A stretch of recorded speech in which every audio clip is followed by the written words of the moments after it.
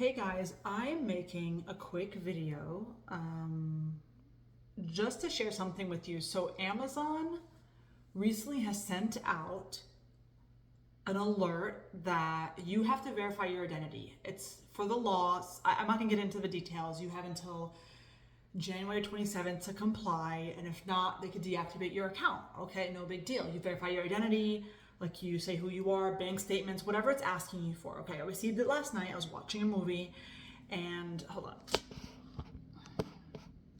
Give some interesting background here. Okay, this is my home office, so I don't have an interesting setup right now. Anyway, so I try to do it, and I think hundreds and hundreds of other thousands of sellers try to do the same thing as well, and it was lagging. And I was panicking a little bit because, if you don't know, a huge portion of my revenue, of my income, come from Amazon.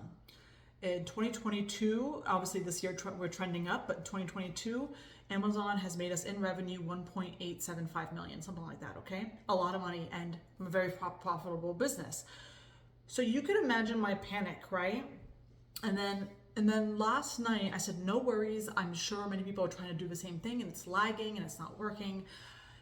The next morning, which is today, I will log in and I'll make sure to get it done. And I have a few Amazon reps that are assigned to my account, one for ads, one for an account manager. I don't know. I said I'll contact everybody just to make sure that they could help me with it. I contacted my regular handmade account manager. I made an appointment with him for tomorrow, blah, blah, blah. I said it's going to be okay. However, I remembered a goal of mine that I had about a year or so ago. And the goal was I never want to let one source of income be so large that if something happens to it, it could really screw with my business, with my livelihood. And so I love that Amazon brings me over 1.8 million. I love that, right? But what I don't like is that it's a huge portion, like the ratio is not good. Etsy brings me, I forget exactly, in 2022, several hundreds of thousands. I forget, to be honest. And then my .com is also in the six figures. I forget exactly how much. Etsy brings me more than my .com. Nonetheless, I would never want, I made a goal a long time ago to not allow that. And what that means is to allow the other platforms to rise up. However, more importantly, because I control my own website, Shopify, I was more focused on really how do I increase traffic and sales there. And I made a promise to myself years ago that I would make sure to focus on that. I didn't. I know a year has passed since then, because I was in 2022. And in my defense, which is not a really good defense, I was very, very busy. Very busy, like with work and stuff like that, growing the business. We're growing at rapid rates each year, okay? But last night, it made me, and by the way, good news, I submitted this morning. I submitted my verified identity thing, whatever. It takes like over a week to for them to confirm it, but I am who I am, so it's gonna work. Hopefully. There's no error. But it helped me refocus my goal, a very important goal, okay, that could destroy my livelihood, to make sure that I refocus my efforts on driving more traffic and sales to my .com and Etsy, okay? You might say, oh, that's great. I get the life lesson here that you're trying to teach us, but my issue is how. I don't know how. I know how to bring traffic to Etsy and Amazon, maybe one more than the other, right? SEO, ads, etc.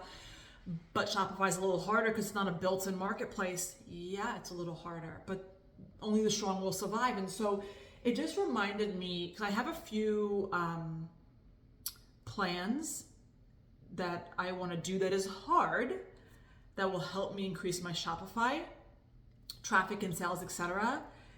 And this was just a reminder that I need to do the hard stuff. So I don't mind doing hard stuff. I do it all the time. But sometimes when something's like blatantly in front of me that is easier and will bring me a lot of money, I will do that one first. But as years pass by, if I'm keep ignoring the hard stuff to my .com, I'm increasing the risk. Meaning, imagine one day my Amazon is doing 5 million. I mean, my lifestyle doesn't change drastically. We obviously bought this new house because we had to use the old house for work. It was too tight in there.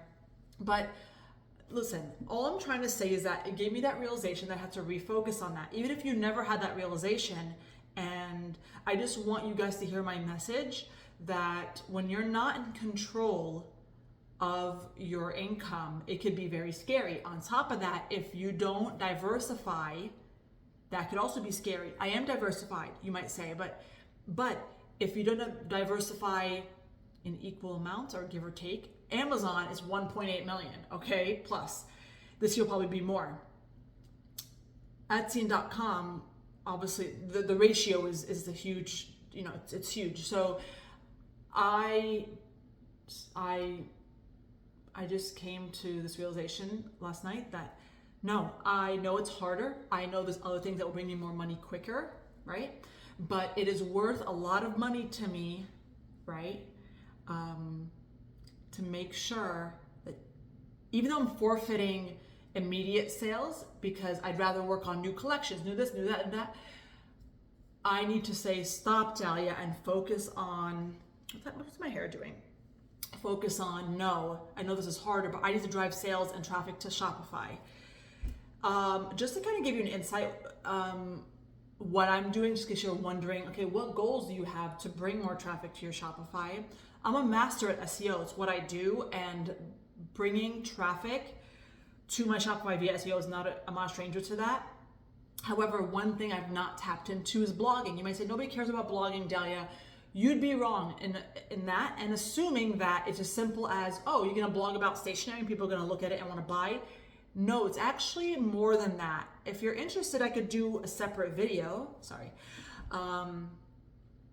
about that and how it's just a lot more than that, and then trust me on that. Now, that's one way. Two, I want to improve my email list, whether how do I get more leads, how do I convert leads even better. I put that in the back burner. I want to learn Google Ads. Google Ads in my industry is a little more pricier, but I feel like I need to learn more in order to figure out how to tap the untapped market of lower cost ads. It's only worth it for me to run ads if it's a certain amount per click. Obviously eventually it'll be too costly. So I want to learn that to bring in more traffic. And then there's a few other things, but if you want a separate video on that, let me know. I just want to come on here and give you that warning. If you're sitting there and you're not diversified, if you only have one revenue stream, you need to diversify. If you're only on Etsy, you need to get on Amazon. There's many ways. If you're only bringing traffic through SEO, you need to bring in traffic other ways. And any aspect you make money, you have to diversify. And here's why. Because I don't want, for anybody watching this or anybody in the world, if you're making money a certain way, I don't want something to happen to that certain way and you're left in such a mess. Like, I'll be honest, let's not speak it into the world, but if something happened to Amazon, I'm probably still going to be fine because of the amount of money I make in the other platforms, but a huge shift would happen. I would have to lay off a majority of my staff. The reason why I have a majority of my staff is because of Amazon. So, and that's not good. I don't want that because it affects their lives.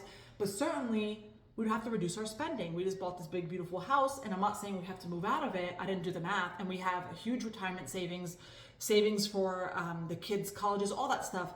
But things will shift, and it's very stressful, okay? And it can be very stressful for you guys watching this. So please hear me out. And sometimes people need to go through something in order to learn a lesson. And while that's fine, the ones that are really smart learn lessons from other people's lessons. Does that make sense? And so unfortunately, I had to go through something, a little of a scare, in order for me to go, nope, I have to get back to bringing my .com, which is in my control for the most part, back, like driving more traffic. I don't know how much I made. Let's just say it was 150,000. I forget how much I made in 2022. I want to, I'm not saying double it. I want to at least increase 30%, 40%. And that's extreme, to be honest. But And I'm not asking to be close to Amazon, at least for the following year, but I need to see the fruits of my labor. I need to see that if I put in effort to do blogging, SEO, again, there's more to that, so I could do a separate video if you want. I want to see that there's actually progress made. The progress is the key. I'm not going to be making my Shopify site, maybe it's possible, but I don't expect it to be like Amazon in a year, okay? Because that's quite a jump. But I expect to see progress. I expect to see progress if I'm tracking email conversions, email open rate. I expect to see progress in me learning how to do Google Ads better. I learned a little bit. I need to get back on it. So just know that your goal is not to be like, oh, I need to drive more traffic and sales to Etsy or whatever it is to diversify, like Dahlia told me to. I must see the increase by tomorrow. That's not reasonable. Think of something that's more reasonable. I just hope you guys hear me out in this message, because I never would want something to happen to your business if a huge portion of your revenue and income come from one source, that something might happen to it. Algorithms change, things happen, okay? I don't foresee anything particularly happening now with Amazon, but that doesn't mean I didn't learn a lesson from this. I'm going to diversify. I want to have more control. And I absolutely love Amazon, but like literally, but I need to make sure that I get back the focus on my Shopify and Etsy, but mainly my Shopify because I own it. So I don't have a scare like that. Meaning one day I want my Shopify to do 500,000 more, etc. And so God forbid if something happens to another, revenue source, like completely demolished, yes, I'll be upset and stressed or whatever, but the reality is it won't change my life, okay? I don't have to reduce bills. I don't have to reduce things. And while that's not the most worst thing that could happen to you, fair, but it's very stressful. And you could take care of it. You could be proactive instead of reactive. And I'm usually like that. I'm usually a very proactive person. But there were so many things on my plate in 2022 that Shopify, it did grow, but not by much because I ignored it. All right, guys, I hope you enjoyed my message here. I just have to get on here and say that